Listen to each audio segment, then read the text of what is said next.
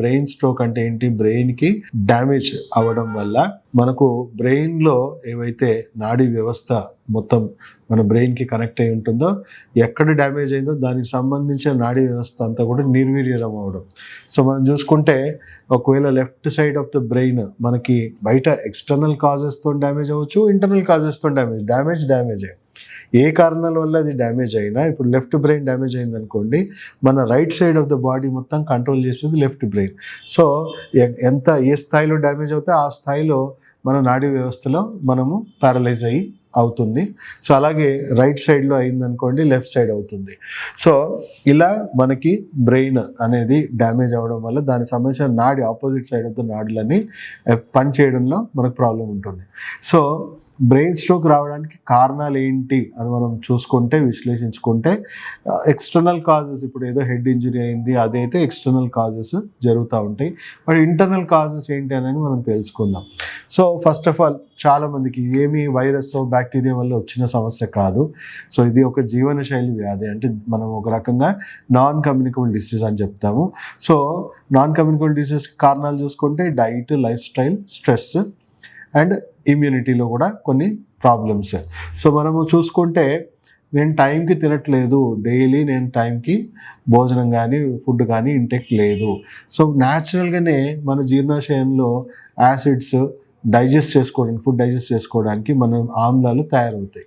So ఒకవేళ food లేదనుకోండి, వాటి నుంచి వచ్చే వాయువులు ఏవైతే ఉన్నాయో, యాసిడ్స్ నుంచి వచ్చే ఫ్యూమ్స్ ఏవైతే ఉన్నాయో ఇన్ఫ్లమేషన్గా మారి మన హార్ట్, బ్రెయిన్, మన వెన్నుపూస ఎక్కడెక్కడికి అది పాకితే అక్కడక్కడ డ్యామేజ్ అవుతూ ఉంటుంది. సో టైంకి తినడం అనేది చాలా ఇంపార్టెంట్.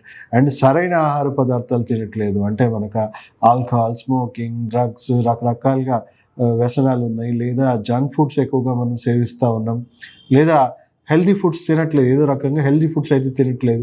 వాటి నుంచి వచ్చే జంక్, వాటి నుంచి వచ్చే టాక్సిసిటీ వల్ల న్యాచురల్గా మన గట్ హెల్త్ అనేది బాగా డిస్టర్బ్ అయిపోయి మనకి బాడీలో చెడు బ్యాక్టీరియా అండ్ టాక్సిన్స్ బాగా పేరుకుపోయి వాటి నుంచి టాక్సిక్ ఫ్యూమ్స్, టాక్సిక్ ఇన్ఫ్లమేషన్ అనేది క్రియేట్ అవుతూ ఉంటుంది.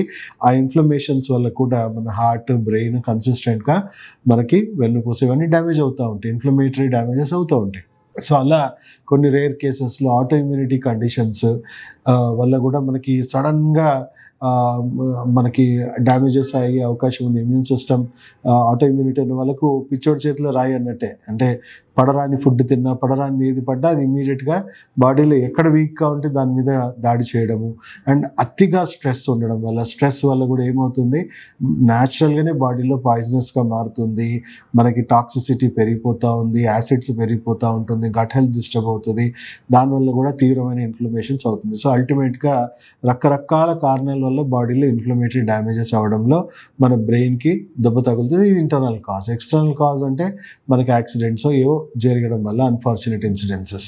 సో వీటిని మనం అయితే అవాయిడ్ చేయొచ్చు కదా. యాక్సిడెంట్స్ అంటే మనకి ఎలా రాస్తుందో అలా అవుతుంది కానీ, బట్ జీవన శైలిలో తప్పిదాల వల్ల మనకి జరుగుతున్న డ్యామేజ్ని మాత్రం మనం నివారించుకోవచ్చు. ఫస్ట్ మీకు చెప్పినట్టు ఆహారం టైంకి భుజించండి.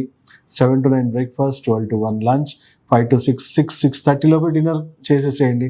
లంచ్కి ముందు, డిన్నర్కి ముందు పచ్చి కూరగాయలు తినండి. అంటే మనం సలాడ్స్, క్యారెట్, కీరా, బీట్రూట్, రకరకాల సలాడ్స్, ఒక బౌల్ ఆఫ్ సలాడ్స్ అట్లీస్ట్ ఒక 100 grams, 150 grams తినడం అలవాటు చేసుకోండి.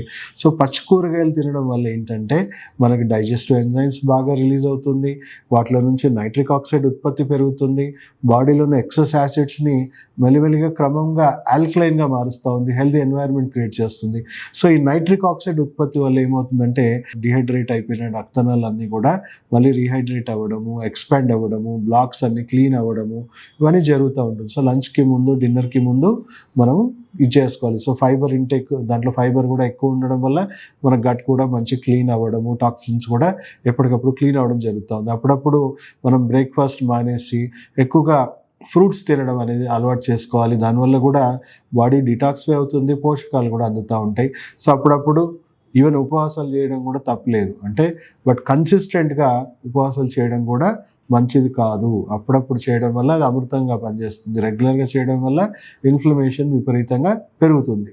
సో ఇలా మనము రక్తనాళాలని మన జీవన శైలిని మనం కరెక్ట్ చేసుకొని మన స్ట్రెస్ మేనేజ్మెంట్ చర్యలు ఇవన్నీ పాటించుకుంటూ బ్రెయిన్ స్ట్రోక్ని అయితే నివారించవచ్చు. కానీ ఆల్రెడీ వచ్చిన వాళ్ళ పరిస్థితి ఏంటి, కొంతమందికి వార్నింగ్ స్ట్రోకే వస్తుంది, పార్షియల్గా ప్యారలైజ్ అయ్యి మళ్ళీ ఒక 1 వీక్ 10 డేస్లో రికవర్ అయిపోవడం. సో దాన్ని మనం వార్నింగ్ స్ట్రోక్గానే భావించాలి.